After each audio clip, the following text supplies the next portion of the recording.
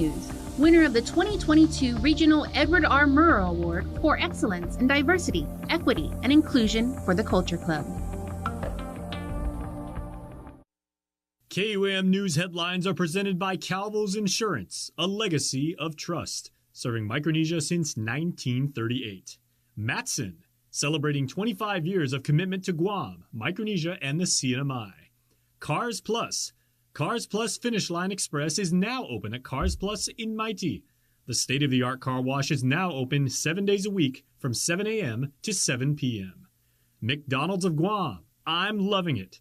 And King's Restaurant, serving your local breakfast, lunch, and dinner favorites for over 45 years.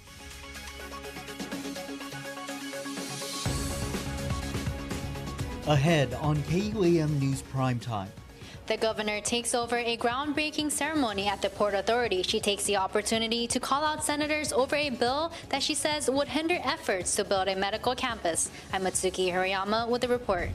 Plus, at least 2 recent burglaries at one Southern Village middle school has the community asking for help. The village of Inalahan and school officials hoping to stop the thieves in their tracks. The CNMI legislature now reviewing the revised budget submitted by Governor Arnold Palacios. I'm Tomas Manglona with the details on how they're planning to address the CNMI's fiscal crisis. Hafidez and buenas noches. Bienvenido para KUAM News Primetime. Guahu si Nick Delgado. Sa Guahu si Destiny Cruz. Si Dos Maasi Puri Manano Midzu Guini na programa. Well, the governor's medical complex is taking center stage as she spoke during a groundbreaking event at the Port Authority earlier today. The Magahaga taking that opportunity to send a public message to Speaker Teresa Sarlahi over a bill that calls for more transparency over land leased by the federal government. The bill now heads to her desk. Mitsuki Hirayama reports. The governor takes authority of Guam earlier today, instead saying this. And I just want to take the opportunity here to say this. I am just as passionate in trying to find ways to compensate our landowners for land that have been removed from them. I am just as passionate with that. The event meant for the port's launch of a new waterline project. Governor Leon Guerrero using the opportunity during her keynote address to publicly call out senators over Bill 12, which, after getting legislative support, now heads to her desk. But the reality is, this federal property is not returned excess property. This is a lease to us. And the that if it's not used for medical complex, they are going to take it back. The measure that unanimously passed Tuesday requires legislative approval for leases of federal property, like the planned lease of Eagles Field in Manilao for the administration's proposed medical complex. Following the presentation, the governor speaks with KUAM, sharing some words about the talks on session floor. But I think the arguments in the legislature from the speaker and from Senator Chris Barnett are totally misguiding the people of Guam. She adds federal law does not allow for the return of federal land to landowners. The Eagles Field is being leased to Gov Guam only for the medical campus. So I am very concerned about this bill because I really feel this bill is targeted just for Eagles Field. And I'm quite disappointed with the speaker because the message she's saying is she doesn't want a hospital for the people of Guam because she doesn't want us to use that land. Still, the governor not yet saying whether she will veto the bill. Back at the podium, she says she sent her bill to the legislature known as the Land Bank Trust Reform Bill, which would compensate landowners with money or through land exchange. I am asking publicly now for specifically, expeditiously hear this bill so we can show that we as a community do care about landowners and their land. Meantime, original landowners have been testifying, standing firm they do not want the medical campus built on the Manilao land. Matsuki Hirayama, KUAM News.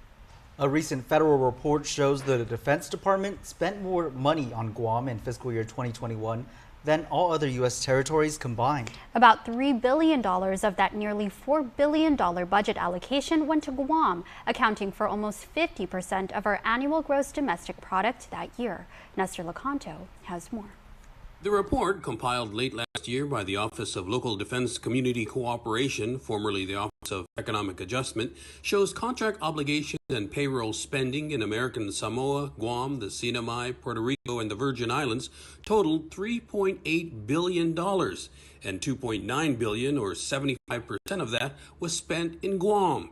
In fact, defense spending accounted for 46.6% of Guam's gross domestic product in fiscal year 21, the highest by far of any U.S. state or territory. Defense spending as a share of GDP among the 50 states, for example, averaged just 2.3%.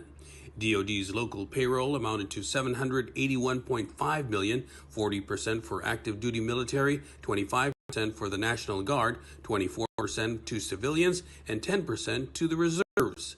Contracts for products and services accounted for $2.1 billion, 55% went to construction, and 32% went to services. Most of the money is being poured into the construction of Marine Corps Base Camp Blaz. The top defense contractor by far was Tamuning-based Cortec HDCC Kajima joint venture with awards of over $730 million. Overall, the report found that the average spend per resident in Guam came out to $18,550. Nestor Lecanto, KUAM News. Thanks, Ness. Well, pro-choice advocates have filed their formal opposition to Attorney General Doug Moylan's motion to uphold a decades-old abortion ban law. Moylan is seeking to lift the permanent injunction now that the U.S. Supreme Court has overturned the landmark Roe v. Wade decision that first legalized abortion. The law was permanently blocked in a lawsuit filed by the American Civil Liberties Union and local attorney Anita Areola in 1990, as you see on your screen there, and has remained so far for over 30 years. In a news release, the ACLU said if allowed to take effect, the law would criminalize a patient who has an abortion and physicians who provide abortion care. It would also threaten constitutionally protected speech about abortion. They argued that banning abortion would have severe consequences, citing examples such as forcing a woman to carry a pregnancy to term and give birth against her will, make a costly trip and travel several thousand miles each way to obtain abortion outside of Guam, or face severe criminal charges because they assessed essential health care in their own community. The Guam Supreme Court has set a series of deadlines for legal briefs from the opposing sides ahead of a hearing in April. A local elementary school teacher accused of sexually abusing students on campus is indicted by a Superior Court of Guam grand jury. An indictment was handed down against 39-year-old Miles Regis Washington, charging him with 2 counts each of first and second-degree criminal sexual conduct. As we reported, at least 4 young students alleged Washington followed them into the bathroom and sexually abused them. He remains in prison, held on a $50,000 cash bail, and will answer to the indictment on March 21st. A man who admitted to the hit-and-run crash that claimed the life of Joanne Kabuag will spend 1 year in the Department of Corrections prison. Seoshi Elson is sentenced before presiding Judge Alberto Lamarena in Superior Court today. Elson, who was convicted of negligent homicide and leaving the scene with injuries, showed remorse to the victim's family. The crash happened on December 23rd of 2021 near the Upper Tumon Wendy's. Elson fled the scene before officers later tracked him down. It was then he told police he had his music blasted when he felt the car shake and noticed his hood damaged, adding he got scared when he realized he hit a person. Elson was allowed to walk out of the courtroom today. He will self-surrender at the prison later this month.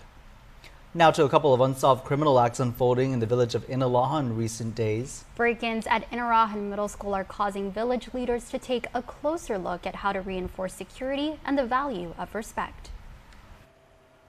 Twice just in this week alone, trespassers sneaking into Inarahan Middle School have caused quite a stir in the typically peaceful village.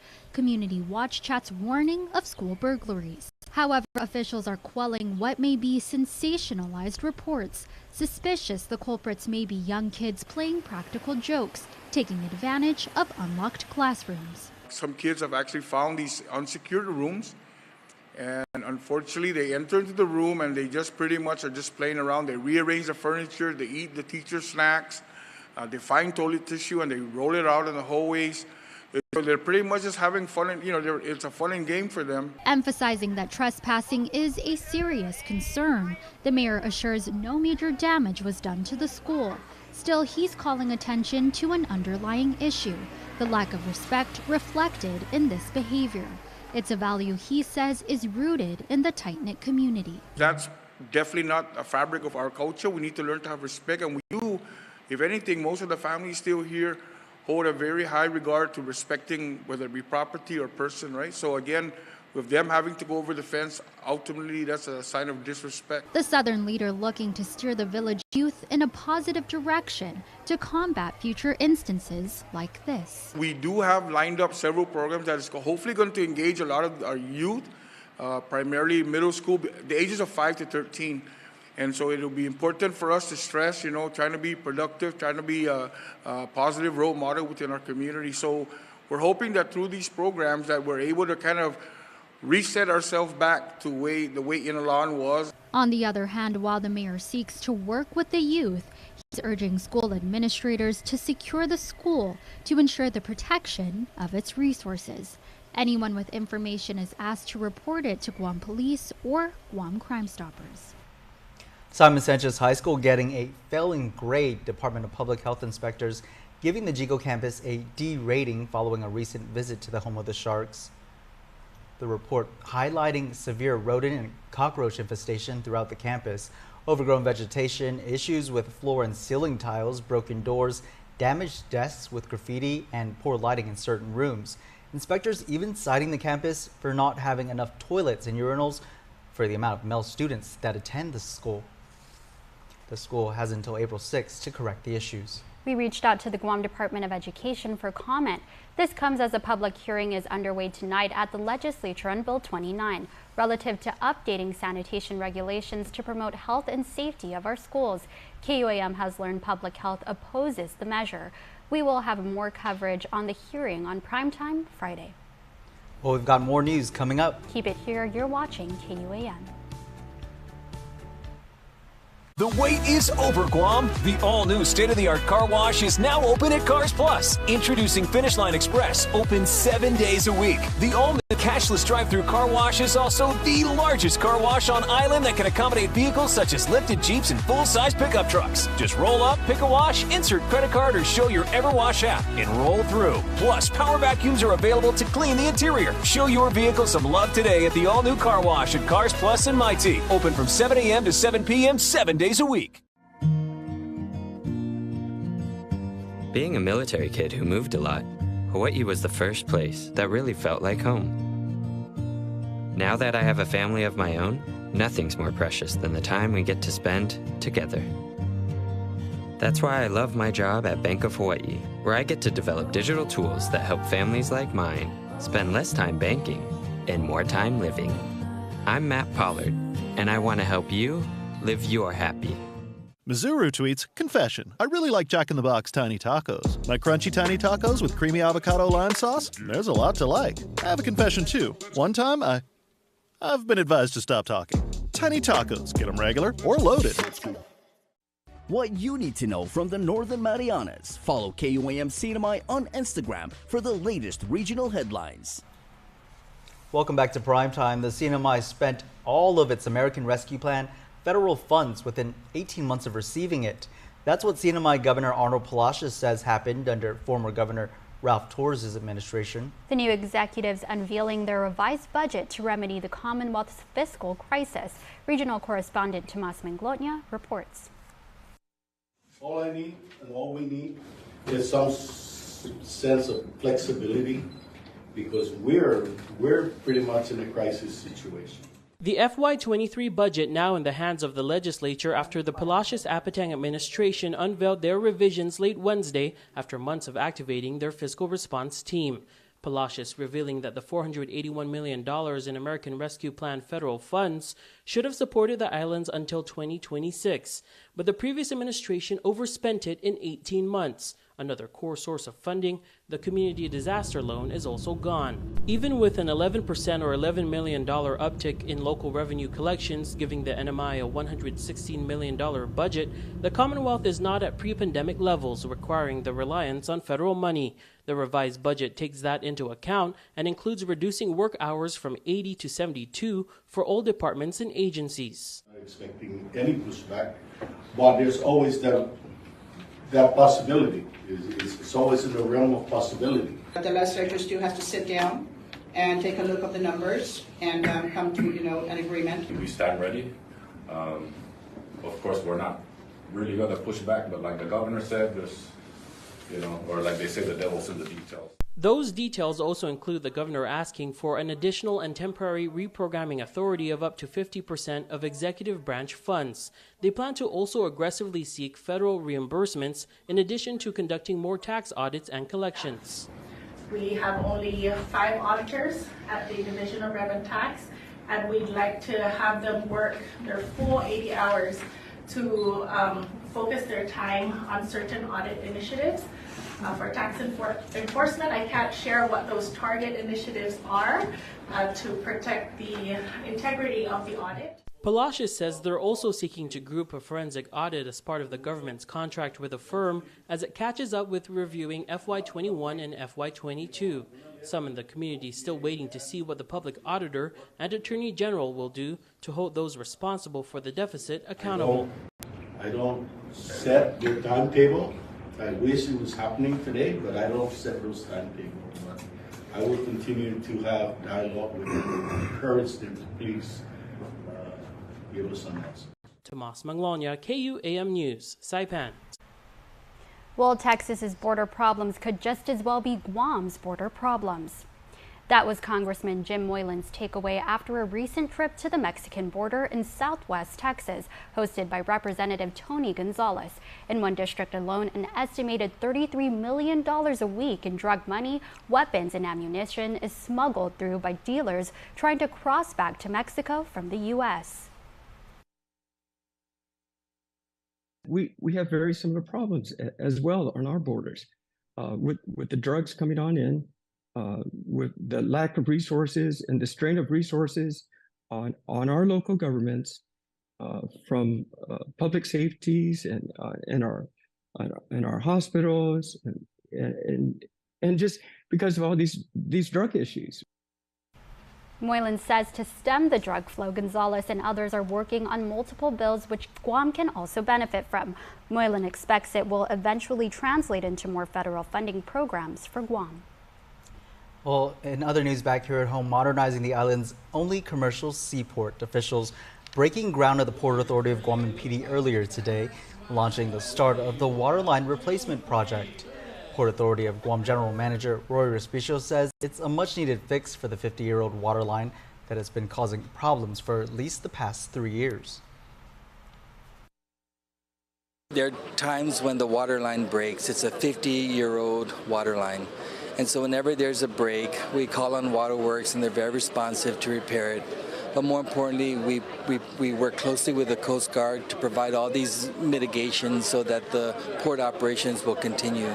It's possible that the captain of the port can shut the port down if there's no water at the port because of safety issues, because of regulatory concerns.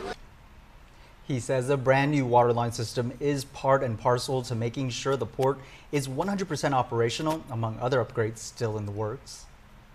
Of course, we still have to do the rehabilitation of the wharves, the facilities.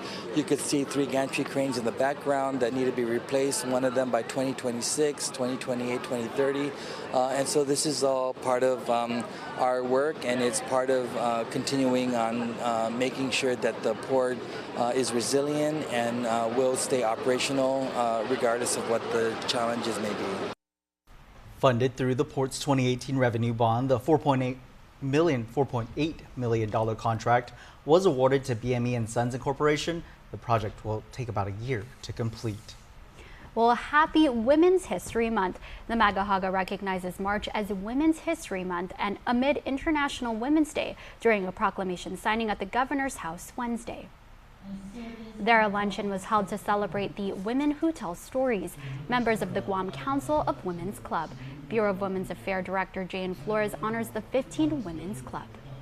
All of you are here in some way because you are an influencer or a storyteller within our community, whether it's through your organization, your business, your profession, or just as an individual. Each of you in your own way, and especially through your clubs, you tell your stories because you set an example to the young women of our community. March of the year on Mobility 2022 at WIBA Women's Month. BWA Program Coordinator Ivana Numia reads the proclamation, voicing their commitment to continue to advance gender equity and equality. Let us recognize that fundamental freedoms are interconnected. When opportunities for women are withheld, we all suffer. And when women's lives are improved, we all gain. Let us strive to create an island where every woman and girl knows that her possibilities know no bounds. Congratulations to the Guam Council of Women's Club for their 40th year representing women leaders and empowering girls and women in Guam and Micronesia.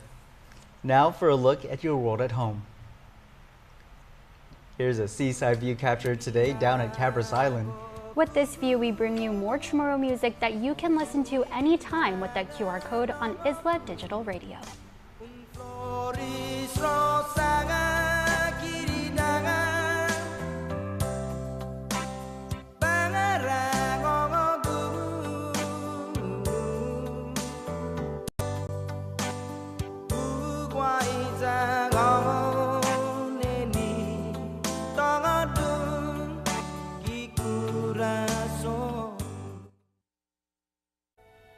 We knew it was time to make these when we started asking things like, wouldn't it be nice to be able to get a warm cinnamon roll right now? And why can't this kind of muffin come from the same place as a McMuffin? And isn't your coffee lonely without company from a glazed apple fritter? Well, consider these our 3 resounding yeses. Meet the new bakery sweets at McDonald's. Ba-da-ba-ba-ba. Fast, fun, and easy. That's how your home Wi-Fi should be. So start with an internet plan that fits your budget. Introducing your home Wi-Fi starter pack, also known as WISP. Enjoy up to 25 megabits per second for as low as $35 a month. Plus, a free router with your wireless subscription. That's hours of movies, games, social media, and more endless fun. Get your Wi-Fi starter pack today only at Docomo Pacific. Better together. Additional conditions may apply. KUAM Sports is brought to you by Docomo Pacific. Better together.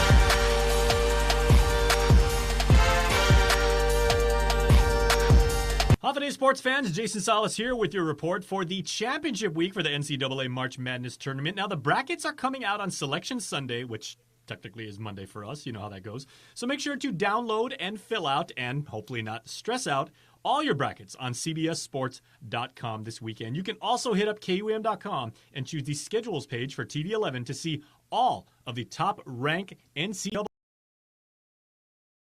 We'll be bringing you from the men's tournament. Who plays Cinderella this year? Who is going to be a bracket spoiler? Who knows? That's why you got to tune in and find out. Well, also, this tournament is very, very significant because this will be the final tournament to longtime CBS sportscaster Jim Nantz, who talked about his career calling games, calling the NFL, calling the NCAA, and his signature line that he is now known for forevermore. Well, it could be sentimental. It could be emotional. I expect that it will be. It's going to be in Houston. Houston was my gateway city into the industry. Families down there. My alma mater, of course, is the University of Houston. And Houston could be there in that game, which would be epic for me on a personal level. I still will be a neutral observer on the air. But yeah, and when that one shining moment farewell piece plays on that Monday night, I think it's the lock of the year. I'll have tears streaming down my face, but there'll be tears of gratitude for being able to have been entrusted with it for so long and to have had a front row seat to so many special moments.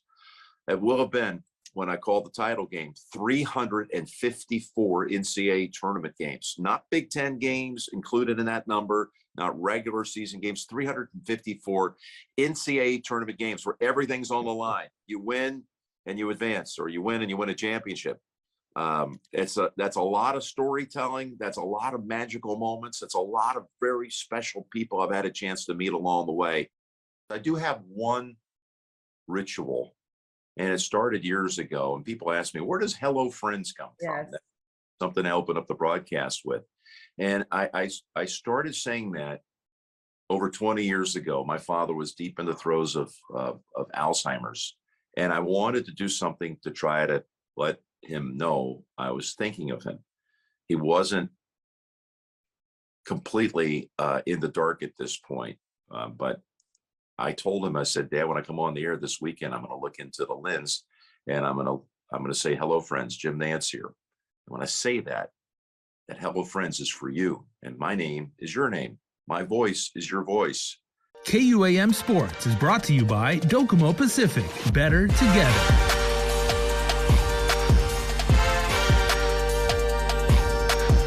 Don't need a work break, keep the smile on your face. The moments you can't replace, and I'll be around. Whoa, you can count on me. You can count on me for life. Wherever life takes you, we're always here for you. Calvo's Insurance. Count on us for life. Guam's auto appearance specialist, Elegant Reflections, has been providing the automotive industry with professional detailing and car care products at its highest quality, from complete detailing, full interior detailing, exterior detailing, headlamp restoration, hand washing, seat and carpet shampoo, engine degreasing, undercarriage cleaning, paint sealant, fabric protection, paint oxidation removal, and so much more. Visit us at our new location. Call 646-5555 for an appointment. Elegant Reflections, Guam's auto appearance specialist, over 20 years of experience. We continue to celebrate Mes Chamorro with our new weekly series, Rooted. We bring you a look at our island roots and the origins of different customs in our culture, the history of our traditions, as well as our language. Yes, that's right. Tonight, our Victorious Falon chats with Vince Regis about modernizing Chamorro language and terminology. Mes Chamorro, Rooted. ITD is proud to support Mes Chamorro 2023. Howdy guys, and welcome back to another edition of Mes Chamorro. And for this one, we'll be doing a one-on-one with the one, the only, Senor Vince Regis, master of Chamorro dance. Vince, thank you so much. So literally a quick, like you see here, Chamorro class with Senor Vince Regis. Now we're just going to go over some terminology, the Chamorro terminology, things that people use a lot, some that maybe they don't really know the meaning to it. Some like, just as you see here, the word Chamorro itself, to kind of break it down and go in depth with it. So I guess we'll start there with the word Chamorro. I know you already underlined it, so I guess let's start there. It's a new way of writing and saying Chamorro. Let's talk more about what it is, and with the capital CH and the RU in the back here. Okay, well, I'm not a language expert, so sisusumasi to all my Pumalo and my the other maestros and maestras here. If I say something wrong, but I think I understand it. So Samoru, I'm gonna use this primitive word. So when you say the word Samoru, this is the new way of spelling, or the newer way of spelling Samoru. As we know, Samoru is usually spelled or before it was traditionally spelled with a C-H-A-M-O-R-R-O, right? So this is the traditional spelling, right? This is what we know as Samoru. The new orthography allows us to spell it this way for a couple of reasons. One is because there is no C in Chamorro language in the pronunciation, so there's a CH. So so for example, there's A, there's I, then there's A, then there's B, and then there's C, right? So A, B, C. So this one allows us to say, this is just the way, if we're going to use this alphabet, then this is one alphabet. So Sa, Mo, then Ru.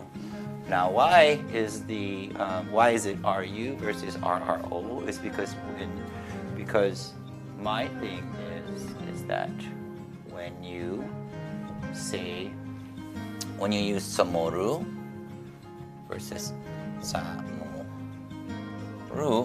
for me, it forces the tongue when you say ro to say to go into or to pronounce the word samoro go, so it's like chamorro. Oh, okay. So versus here it forces not only this is the new the way it's pronounced using the tomorrow alphabet, but if you take out the ru or you take out the o and you put the ru, it forces everybody to say samoru. Okay. Versus chamorro. Oh, okay. But this is so pronunciation wise, this would be the way we say samoru. Here, now if we use RRO, especially many of us are English first language learners or speakers, so a lot of times we say chamorro. So we want to be careful to try to say samoru. Samoru. Awesome. And then, just one of those, and I know I introduced you as, Senior Vince Regis. Yeah. We talked about that before we started rolling. It was Senior versus Saina. A little bit talk about more about that and how it's being used today. Yeah. So the word Saina, as many people know, refers to someone of elder, someone of status, someone you want to, God, our ancestors. So, and many of our young kids refer to the teachers, the teachers as Saina. Myself, they refer to me as Saina. I hear that a lot. It's the same thing as the word Senor, right? For me, or Senora. As far as referring to someone of higher status. Saina, though, is much more reverent because it also refers to, like I said, God, our ancestors, anyone of higher esteem. But still, if my kids are referring to me, sometimes I can have them bounce between Senor and Saina.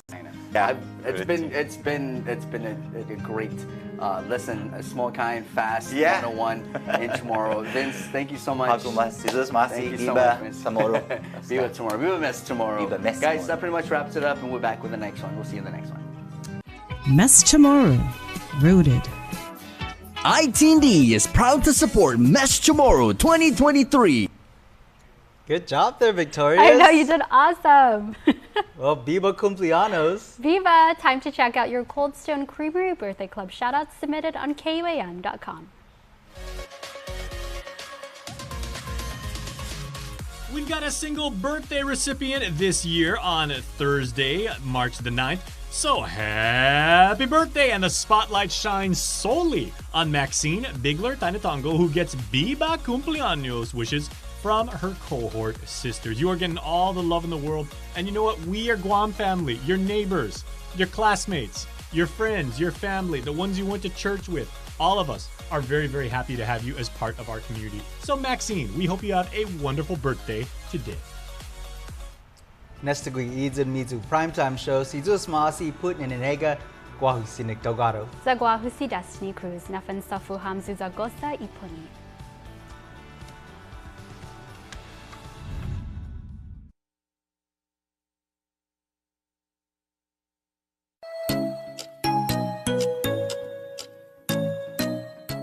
Local Music Mashup is brought to you by Burger King, You Rule, and American Music, carrying all your major music brands at Compadres Mall. Oi!